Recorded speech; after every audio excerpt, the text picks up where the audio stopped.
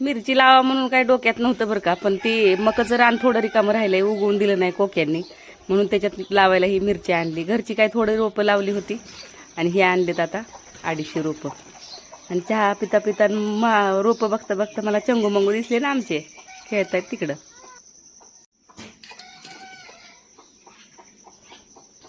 कॅमेऱ्यात बघत बघत चहा ओतून घ्यायचा लय अवघड असतोय बरं का. इकडं तिकडं सांडायची भीती वाटत होती.